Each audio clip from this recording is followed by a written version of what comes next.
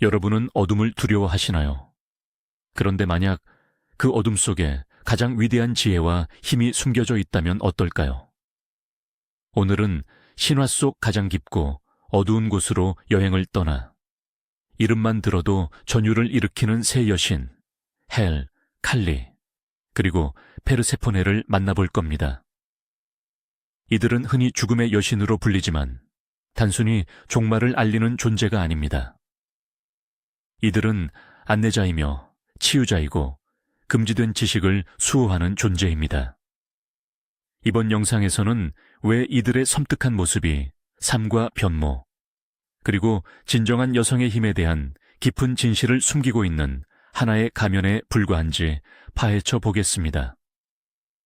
끝까지 함께 하시어 이 어둠의 여신들을 알아가는 과정이 어떻게 여러분 자신을 영원히 더 나은 방향으로 변화시킬 수 있는지 확인해 보시기 바랍니다. 아는 인류는 시대를 막론하고 죽음을 이해하려 노력했습니다. 우리는 의식을 만들고 시를 썼으며 신들을 창조했죠. 그리고 아주 흔하게 죽음은 여성의 얼굴을 하고 있었습니다. 왜 그랬을까요? 아마도 생명을 부여하는 존재가 여성이기에 고대인들은 그녀가 생명의 위대한 순환을 완성하며 생명을 거두어갈 힘 또한 가지고 있다고 믿었기 때문일 것입니다. 어둠의 여신이라는 이 원형은 거의 모든 문화권에 존재하지만 시간이 흐르면서 점차 두려움의 대상이 되고 악마화되었습니다. 자연의 순환, 직관, 그리고 무의식의 비밀과 연결된 그녀의 지혜는 악과 주술로 취급되었습니다. 오늘 우리는 이 위대한 존재들에게서 원래의 의미를 되찾아 줄 것입니다. 이들은 괴물이 아니라 성장이나 재탄생 없이는 불가능한 필수적인 자연의 힘이라는 것을 깨닫게 될 것입니다. 이들은 우리 영혼의 가장 깊은 부분을 이해하는 열쇠입니다. 저희의 여정은 북유럽 신화의 차갑고 안개 짙은 땅에서 시작됩니다. 이곳 지하 세계의 깊은 곳에는 교활한 신 로키와 여성 거인 앙그르보다 사이에서 태어난 헬헬이 군림하고 있습니다. 아스가르드의 최고신 오딘은 그녀를 죽음의 세계로 추방하는 대신 9세계를 다스릴 권능을 부여했습니다. 그러나 이는 우리가 흔히 생각하는 벌이 아니었습니다. 오히려 그녀의 강한 힘과 부여된 운명을 인정한 것이었죠. 그녀의 이름인 헬은 숨기다 혹은 가리다라는 의미를 담고 있습니다. 헬은 영혼을 쫓거나 고통을 가하지 않습니다. 그녀는 전투에서 쓰러진 이들이 아닌 노화나 질병으로 생을 마감한 이들의 조용한 수호자입니다. 헬은 우리가 애써 외면하려 하지만 언제나 곁에 존재하는 피할 수 없는 숙명을 상징합니다. 그녀는 모든 존재에게 각자의 자리와 시간이 정해져 있는 엄격하지만 공정한 질서의 구현체입니다. 그녀의 왕국은 지옥이 아닙니다. 오랜 여정 끝에 찾아오는 안식과 고요함에 더욱 가깝습니다. 헬이 가장 잘 알려진 특징은 바로 그녀의 외모입니다. 몸과 얼굴의 한쪽은 살아있는 여신처럼 아름답지만 다른 한쪽은 시체처럼 푸른빛이 도는 검은색으로 썩어 문드러져 있습니다. 이러한 모습은 단순히 공포를 주려는 의도가 아닙니다. 이는 강력한 양면성의 상징이죠. 헬은 그 존재만으로 우리에게 삶과 죽음, 아름다움과 추함, 창조와 소멸이 하나의 동전의 양면임을 보여줍니다. 이들은 분리할 수 없으며 동시에 존재합니다. 삶의 밝은 면만을 받아들이고 어두운 면을 외면하려는 시도는 실패할 수밖에 없습니다. 헬은 우리에게 온전함을 가르칩니다. 그녀는 우리가 두렵거나 역겨워하는 부분까지 포함하여 우리 존재의 모든 면을 받아들이라고 촉구합니다. 우리 자신의 그림자, 즉 우리 내면의 죽은 부분을 포용해야만 우리는 비로소 진정으로 살아있고 온전한 존재가 될 수 있습니다. 자, 가장 큰 오해부터 풀어보겠습니다. 헬의 왕국, 즉 헬의 힘은 기독교의 지옥과는 다릅니다. 북유럽 신화에는 우리가 흔히 생각하는 사후 세계에서 죄를 벌하는 개념이 존재하지 않았습니다. 헬헤임은 그저 죽은 영혼들이 가는 말 그대로 정거장 같은 곳입니다. 물론 갤지졸 강으로 둘러싸인 어둡고 음침하며 차가운 곳은 맞지만 이곳에는 끓는 가마솥이나 영원한 고문 같은 것은 없습니다. 이곳은 차라리 죽은 자들의 집이며 일종의 안식처라고 할 수 있습니다. 전투에서 쓰러진 용맹한 전사들이 오딘과 함께 발을 내서 연회를 즐기는 동안 농부, 장인, 여성, 아이들을 포함한 나머지 모든 사람들은 헬에게서 그들의 마지막 안식처를 찾았습니다. 헬은 이들에게 쉴 곳과 평화를 제공했습니다. 그렇기에 헬은 죽음 자체의 여신이라기보다는 사후세계의 여신이며 대다수 영혼을 다스리는 공정하고 편견 없는 통치자라고 할 수 있습니다. 헬의 성격을 가장 잘 드러내는 핵심적인 신화는 아스 신족 중에서 가장 빛나고 사랑받았던 신 발드르의 죽음 이야기입니다. 로키의 꾀임에 빠져 목숨을 잃은 발드르는 헬헤임으로 가게 됩니다.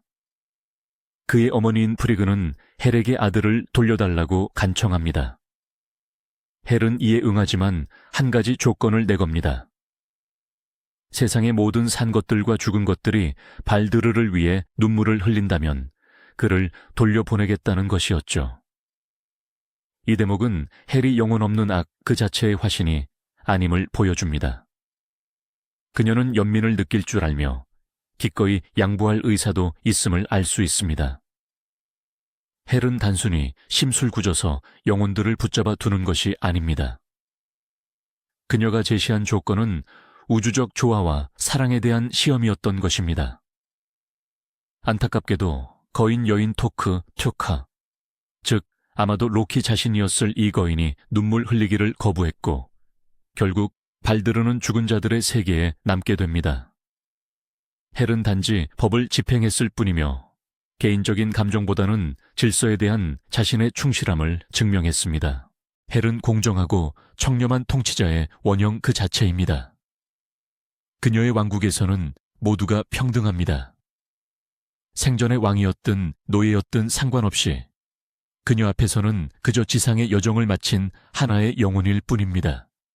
그녀는 심판하지도 벌하지도 보상하지도 않습니다. 그녀는 단지 자신의 기능, 즉 죽은 자들의 세계를 관장하는 역할을 수행할 뿐입니다. 이것이 바로 그녀의 위대한 지혜입니다. 그녀는 우리에게 편견 없는 시각과 피할 수 없는 현실을 받아들이는 법을 가르칩니다. 영원한 젊음에 집착하고 노화를 부정하는 현대 사회에서 헬은 우리에게 삶의 마지막 단계를 포함한 모든 순간의 가치를 일깨워 줍니다. 그녀는 진실이 아무리 가혹하더라도 그것을 정면으로 직시할 수 있는 우리 정신의 일부를 상징합니다. 그녀는 그것이 현실이다. 이를 받아들이고 계속 살아가라 라고 말하는 내면의 목소리인 것입니다. 현대 심리학적으로 볼 때 헬 할첼은 자신의 죽음 유한성을 받아들이고 개인이 가진 그림자 같은 어두운 측면을 수용하는 상징으로 여겨집니다. 그녀의 왕국인 헬하임은 우리가 들여다보기를 두려워하는 깊은 곳, 즉 우리의 무의식을 은유합니다.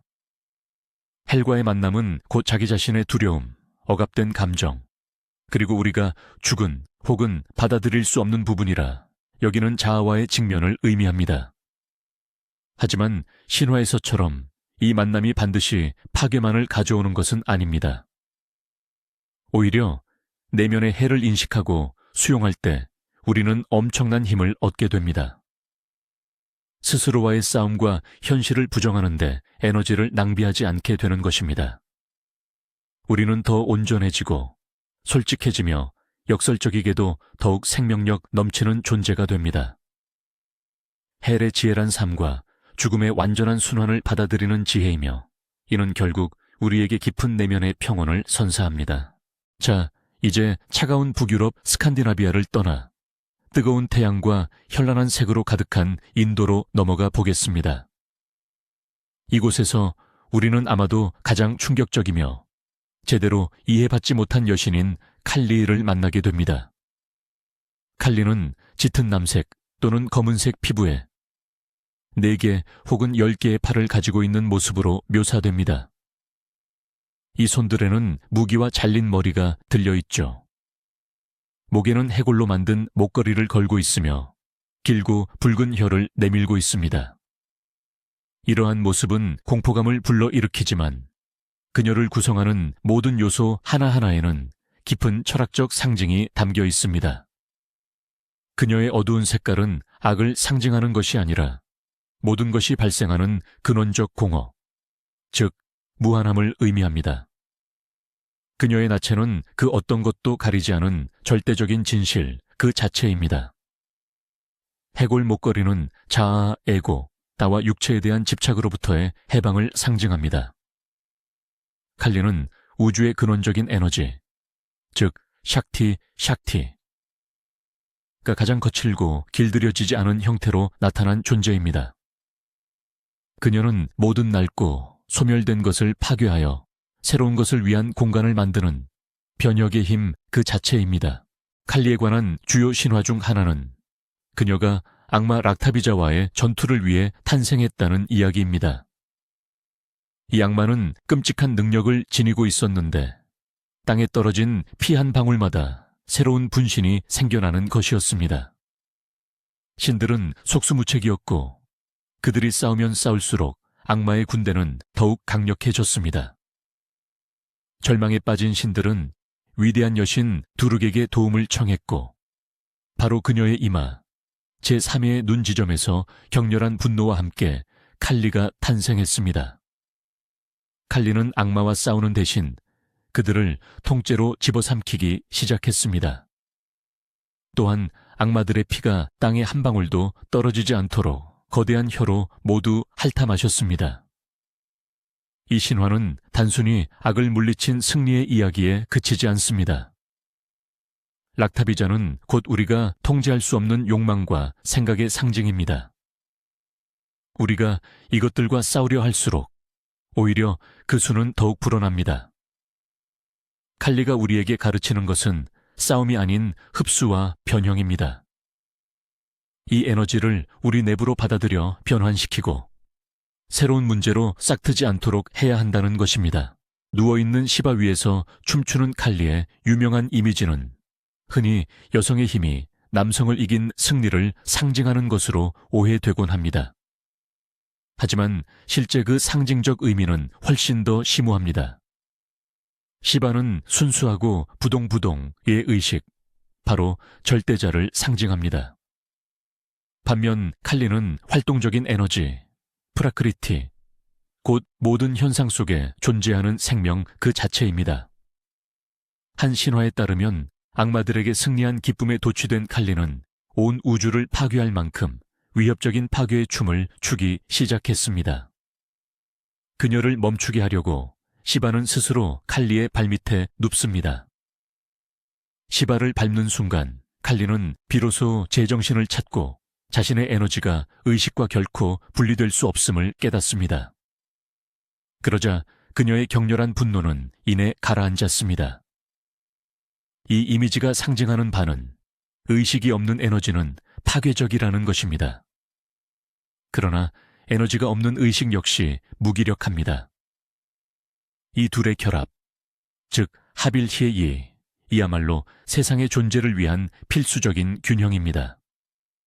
따라서 칼리의 춤은 생명 그 자체의 춤이며 그녀의 발밑에 누워있는 시바는 곧 존재에 흔들리지 않는 기반인 것입니다. 칼리는 무시무시한 외모를 지녔지만 인도에서는 위대한 신성한 어머니라는 뜻의 칼리마로 추앙받습니다. 어떻게 이런 일이 가능할까요? 그 이유는 그녀의 분노가 인간을 향하는 것이 아니라 인간의 자유를 가로막는 악마들, 무지, 우치, 그리고 에고를 향하기 때문입니다. 그녀는 맹렬한 모성애의 원형입니다. 마치 자신의 아이들을 위협하는 자는 누구라도 찢어발기는 어미 곰과 같습니다. 그녀의 파괴는 곧 자비로운 행위입니다. 그녀는 우리에게 고통을 주는 모든 것, 즉 환상, 집착, 두려움 등을 파괴합니다. 인정하건대 이 과정은 외과 수술처럼 고통스러울 수 있습니다. 하지만 치유를 위해서는 필수적입니다. 그래서 신도들은 두려움이 아닌 사랑으로 그녀에게 나아갑니다. 그들은 삶에 불필요한 모든 것을 잘라내고 해탈, 즉 모크샤 목샤를 달성하게 해달라고 간청합니다. 칼리마는 우리의 선샤를 위해 기꺼이 우리에게 고통을 줄 만큼 우리를 깊이 사랑하는 어머니인 것입니다. 칼리카리라는 이름은 산스크리트어로 시간을 뜻하는 칼라카라에서 유래했습니다. 따라서 칼리는 단순한 파괴자가 아니라 모든 것을 창조하고 유지하며 궁극적으로는 집어삼키는 시간 그 자체의 힘입니다. 그녀는 탄생, 삶, 죽음, 그리고 새로운 탄생으로 이어지는 영원한 순환의 여신입니다. 칼리는 우리에게 세상 그 어떤 것도 영원하지 않음을 상기시킵니다. 모든 제국, 모든 성취, 심지어 별과 은하계 그 자체까지도 결국 시간 속에 잠식당하게 될 것입니다. 이러한 지식은 언뜻 두려움을 줄 수 있지만 동시에 우리를 해방시키기도 합니다. 모든 것이 덧없다면 물질적인 것, 지위, 심지어 우리 자신의 자아 에고에 집착할 필요가 없습니다. 칼리의 지혜는 우리에게 현재 순간을 살고 지금 있는 것을 소중히 여기며 변화를 두려워하지 말라고 가르칩니다. 왜냐하면 모든 변화와 모든 종말은 우리가 모두 참여하고 있는 영원한 시간의 춤의 일부일 뿐이기 때문입니다. 힌두교의 영적 수련, 특히 탄트라에서 칼리 여신은 핵심적인 역할을 수행합니다. 그녀는 척추 아래쪽에 잠재된 영적 에너지인 쿤달리니를 각성시키는 힘입니다. 칼리를 숭배하는 길은 용기 있는 자들만의 몫입니다. 이는 자신의 그림자와 정면으로 마주하고 급진적인 변화를 기꺼이 감수할 이들을 위한 여정입니다. 그녀는 추종자들에게 절대적인 정직함과 자기 기만을 버릴 것을 요구합니다. 칼리의 에너지와 함께한다는 것은 그녀의 불꽃 속에서 자신의 모든 한계, 두려움, 그리고 자신에 대한 잘못된 인식을 불태워 없애는 것을 의미합니다. 이것이 바로 완전한 영적 해방, 즉 목샤로 향하는 길입니다. 칼리는 위안이나 쉬운 길을 제시하지 않습니다. 오직 진실만을 제시할 뿐입니다. 비록 그 진실이 너무나 강렬하고 고통스러울지라도 결국에는 모든 속박과 고통으로부터의 해방, 그리고 신성한 의식과의 완전한 합일로 인도합니다. 심리학적으로 칼리는 해방된 여성의 분노와 힘을 상징하는 원형입니다. 가부장적인 사회에서 여성의 분노는 종종 억압되거나 히스테리 또는 부적절한 감정으로 치부됩니다. 하지만 칼리는 이러한 분노를 무의미한 공격성이 아니라 불의와 억압, 거짓에 맞서는 정의로운 분노로 정당화합니다. 그녀는 우리를 파괴하는 모든 것에 대해 아니요라고 외치는 우리 정신의 한 부분입니다. 그녀는 우리에게 경계를 설정하고 자신의 가치를 위해 싸우며 유해한 관계나 상황을 청산할 수 있는 힘을 줍니다. 내면의 칼리를 받아들인다는 것은 자신의 힘을 인정하고 피해자가 되기를 멈추며 자신의 삶에 대한 책임을 온전히 지는 것을 의미합니다. 이는 스스로에게 착한 여자아이일 뿐만 아니라 자신의 진실을 지키는 맹렬한 수호자가 될 권리를 허락하는 것입니다. 드디어 우리는 태양 아래 찬란하게 빛나는 들판과 어둡고 깊은 지하강이 흐르는 고대 그리스로 떠납니다. 이곳에서 우리는 놀라운 변신의 역사를 간직한 여신 페르세포나를 만나게 됩니다. 그녀의 원래 이름은 처녀 또는 소녀를 뜻하는 코라 코레였습니다. 그녀는 풍요의 여신 데메테르의 딸로 봄, 꽃, 그리고 젊음을 상징했죠. 코라는 늘 영원한 여름 속에서 친구인 님프들과 함께 아무런 걱정 없이 초원을 뛰어놀며 살았습니다. 그녀는 순수함, 무죄함, 그리고 강력한 어머니의 전적인 보호 아래에 놓인 수동적인 아름다움의 상징이었습니다. 다시 말해, 그녀는 자신의 삶의 주체가 아닌 그저 대상일 뿐이었죠. 하지만 그녀의 운명은 가장 깊은 어둠을 통과함으로써 비로소 진정한 자신을 발견하도록 정해져 있었습니다. 고전 신화에 따르면 저승의 신 하데스는 꽃을 꺾고 있던 코레에게 반해 그녀를 납치했습니다. 그는 코레를 자신의 왕국으로 데려가 아내이자 여왕으로 삼으려 했죠. 코레의 어머니인 데메테르는 딸을 잃은 절망에 빠졌고 그 결과 땅에는 흉작과 기근이 닥쳤습니다. 결국 즈스가 개입하여 하데스에게 코레를 돌려주라고 명령했습니다. 하지만 떠나기 직전 하데스는 그녀에게 석류알 몇 개를 먹게 했죠. 죽은 자들의 음식을 맛본 코레는 영원히 저승에 묶이는 운명이 되었습니다. 이에 따라 타협이 이루어졌습니다. 코레는 1년 중 3분의 T는 어머니와 함께 지상에서 보내며 봄과 여름을 가져오고 나머지 3분의 1은 남편이 있는 저승으로 돌아가는데 이때 지상에는 가을과 겨울이 찾아옵니다. 이 신화는 계절의 변화를 설명하지만 그 이면에 담긴 심리적인 깊이는 훨씬 더 크다고 할 수 있습니다. 현대 신화학자들과 융심리학자들은 이 이야기를 완전히 다른 시각으로 바라볼 것을 제안합니다. 혹시 이 사건이 납치가 아니라 스스로 택한 도피였다면 어떨까요? 과잉보호적인 어머니 데메테르의 그늘 아래 있던 어린 코레는 무의식적으로 성인식과 성장을 갈망했던 것은 아닐까요? 그리고 하데스는 그녀가 마주하길 원했던 자신의 그림자를 상징했던 것입니다.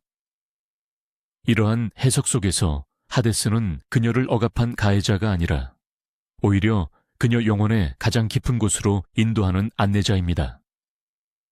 그녀가 먹은 석류 씨앗은 하데스의 계략이 아니라 코레가 스스로 내린 의식적인 선택인 것입니다.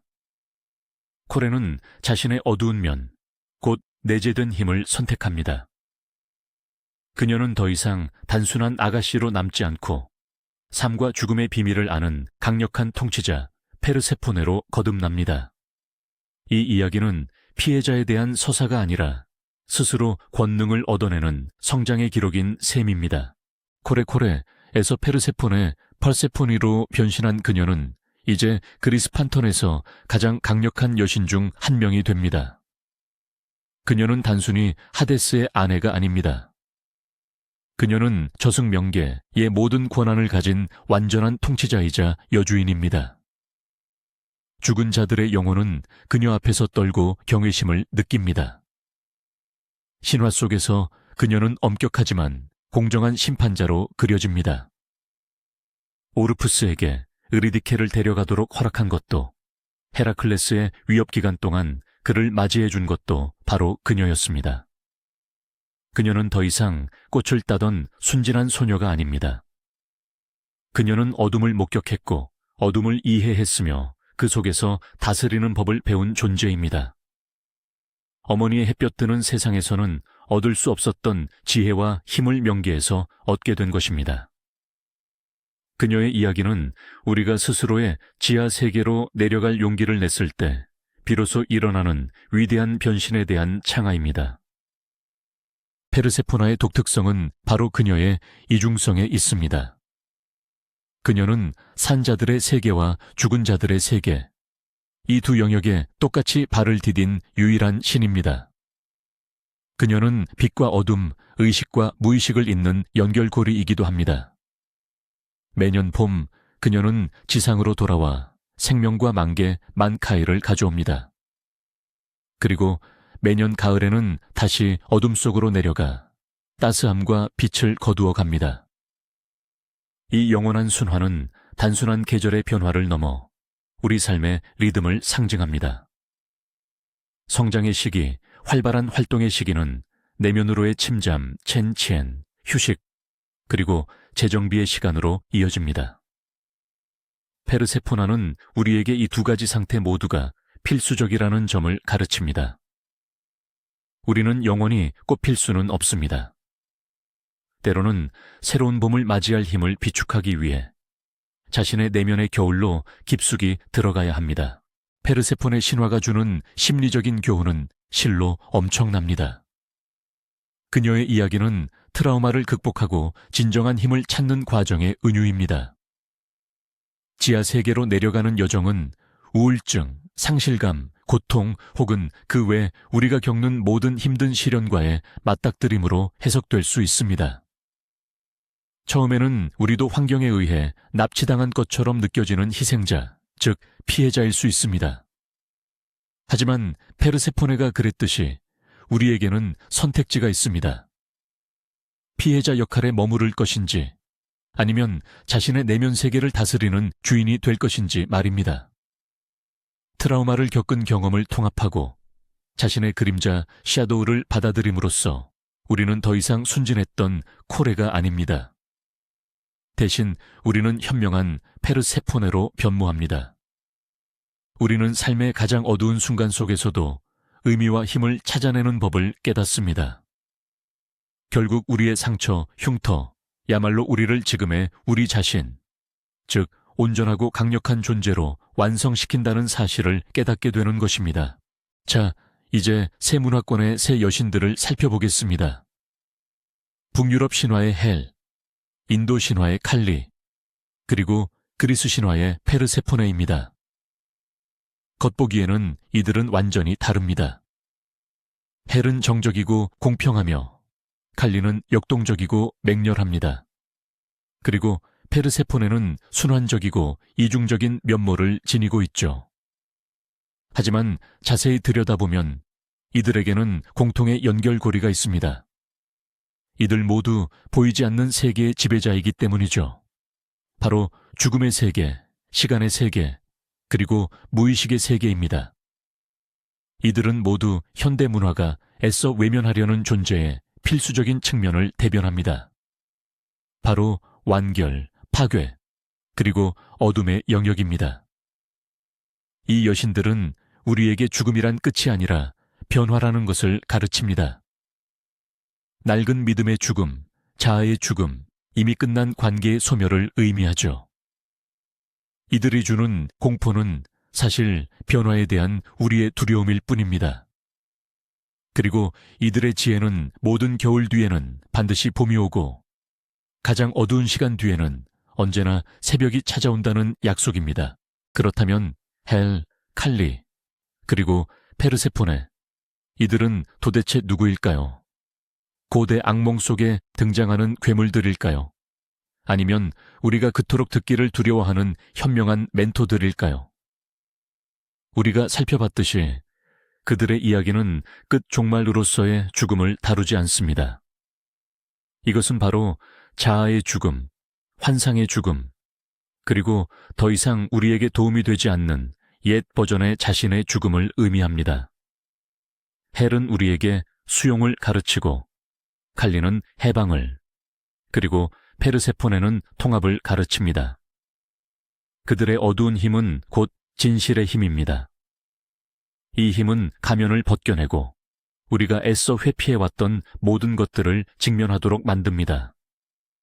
그리고 오직 이 어둠을 통과해야만 진정한 온전함과 지혜를 얻을 수 있습니다.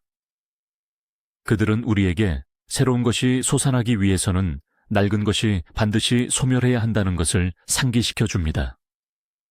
여기에는 공포가 없습니다. 바로 이것이 삶의 가장 위대한 법칙입니다. 저희와 함께 이 여정을 걸어주셔서 감사합니다. 만약 이 영상이 여러분에게 어떤 생각할 거리를 던져주었다면 좋아요로 저희를 응원해 주시고 인간 영혼의 신비를 탐구하는 새로운 영상들을 놓치지 않도록 채널을 구독해 주세요. 이제 여러분께 질문 드립니다. 이 세 여신 중 어떤 여신이 여러분에게 가장 강하게 다가왔으며 그 이유는 무엇인가요? 댓글로 여러분의 생각을 공유해 주세요. 함께 토론해 봅시다.